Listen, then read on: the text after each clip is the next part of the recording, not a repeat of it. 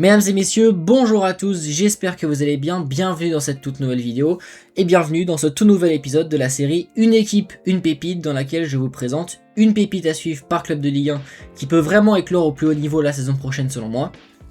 Après les épisodes à Angers et à Auxerre, on prend directement aujourd'hui la direction du Finistère et plus particulièrement la direction du Stade Brestois et vous allez voir que j'apprécie beaucoup la pépite que je vais vous présenter aujourd'hui et je vais vous expliquer pourquoi.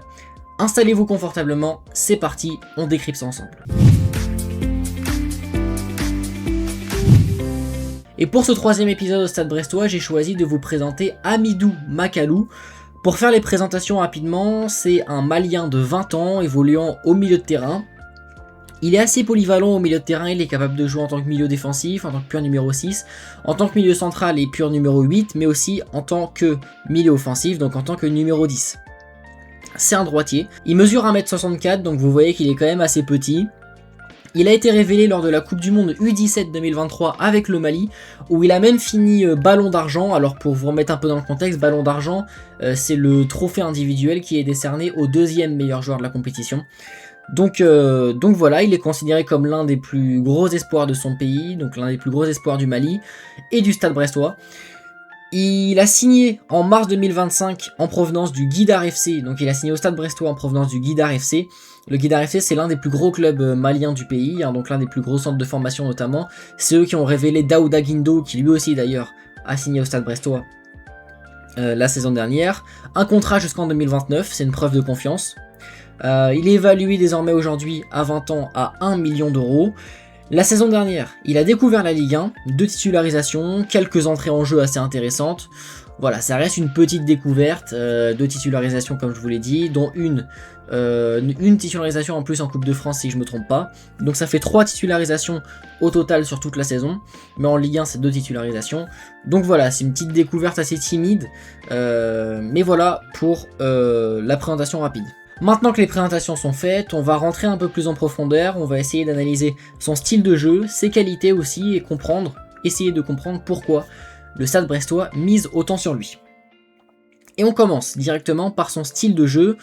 Alors, c'est difficile de le ranger dans une seule catégorie, parce que le peu de données qu'on a et le peu d'apparitions qu'il a fait en professionnel pour le moment, il l'a fait en tant que milieu défensif central, dans le système de 4-2-3-1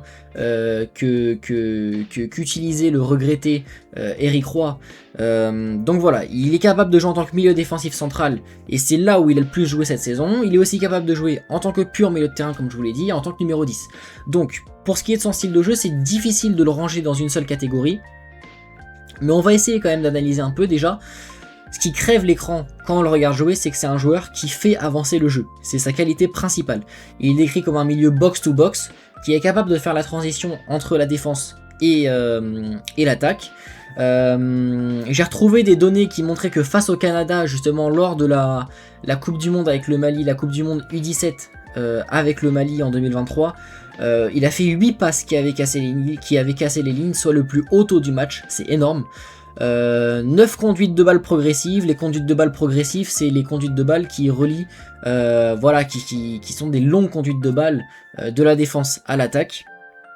C'est le plus haut taux du match aussi. Donc ça montre que quand il récupère la balle, sa volonté première, c'est de faire avancer le jeu comme un véritable milieu box-to-box. Donc voilà, son premier réflexe, c'est de faire avancer son équipe. Donc voilà.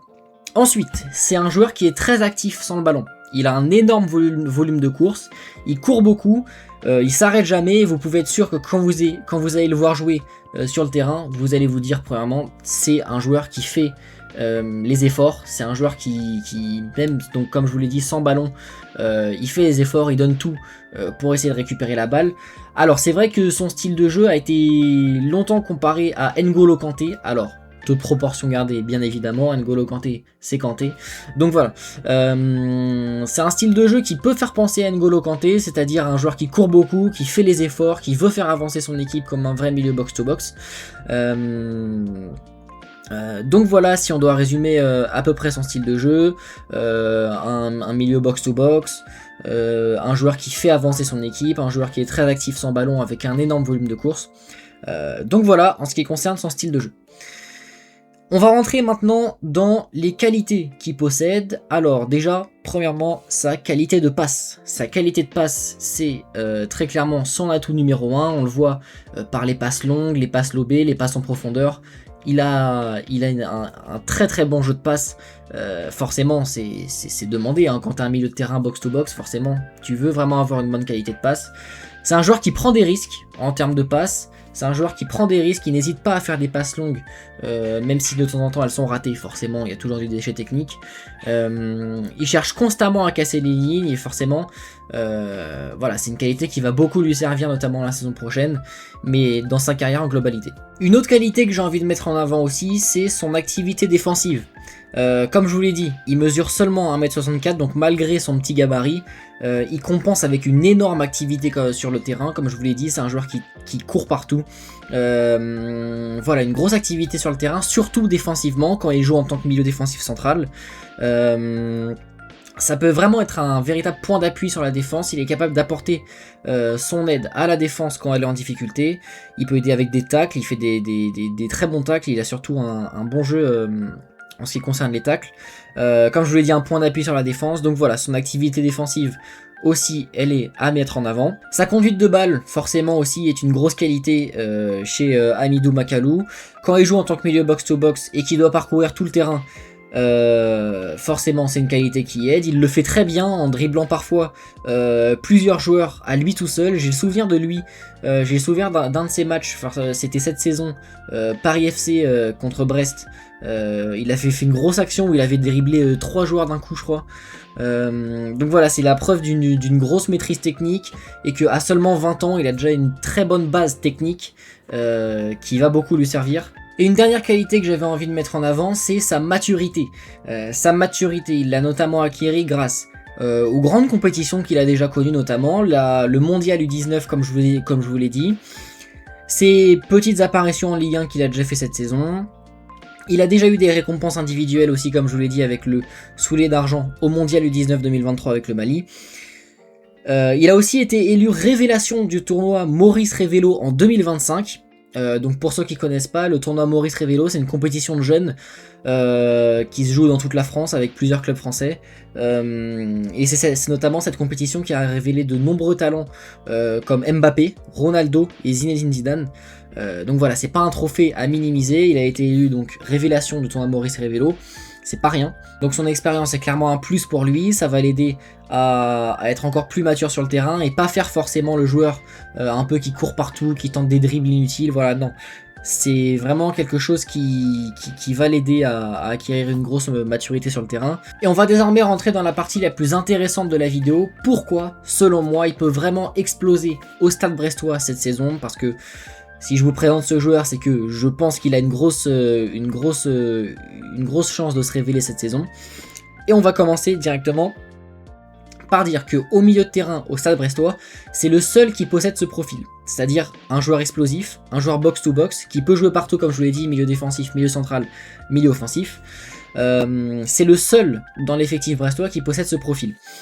Si on regarde bien, au milieu de terrain, au Stade Brestois, on a Hugo Magnetti, qui lui, c'est un joueur un peu plus expérimenté, un peu plus calme, et qui joue en tant que pur numéro 8, il est là depuis longtemps au Stade Brestois.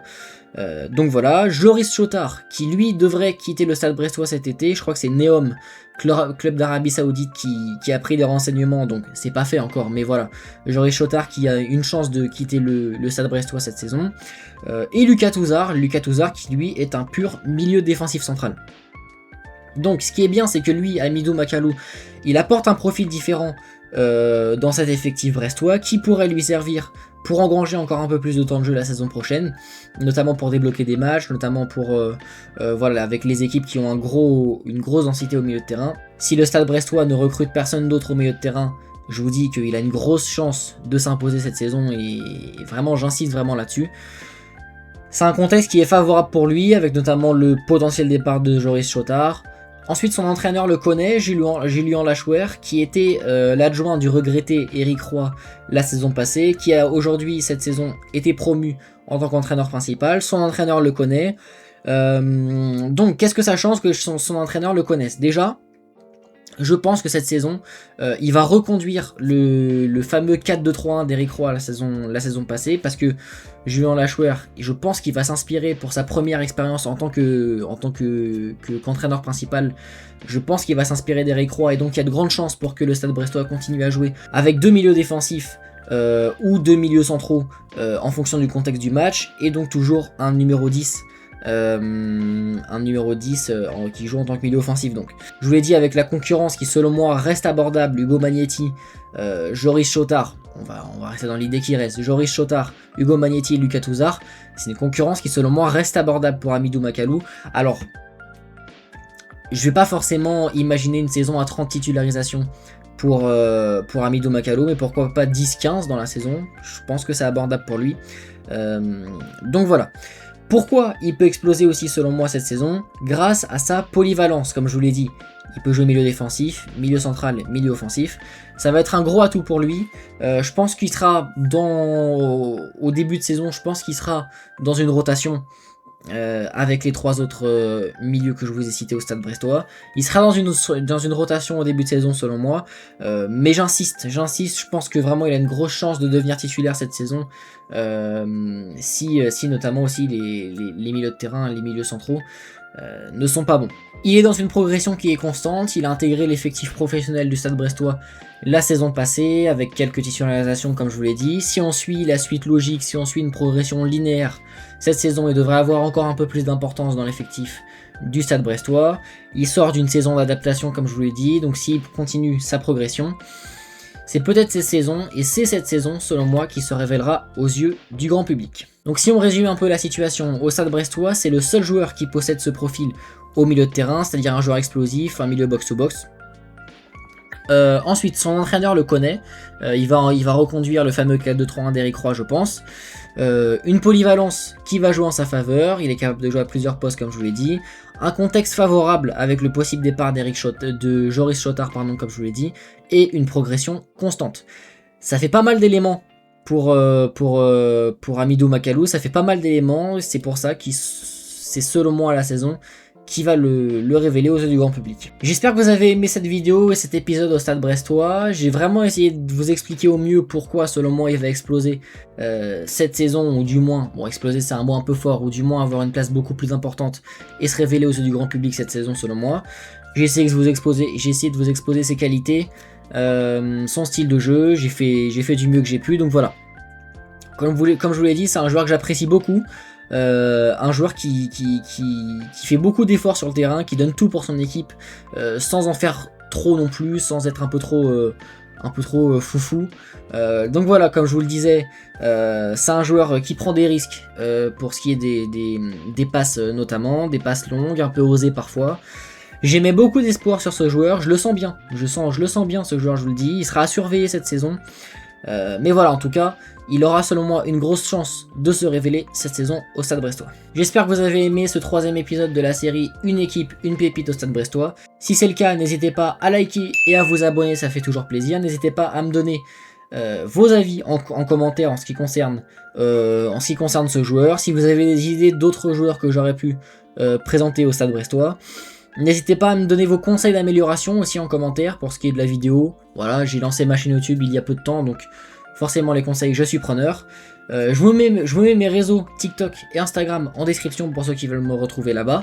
Et moi je vous dis à très bientôt pour une toute nouvelle vidéo. Salut tout le monde.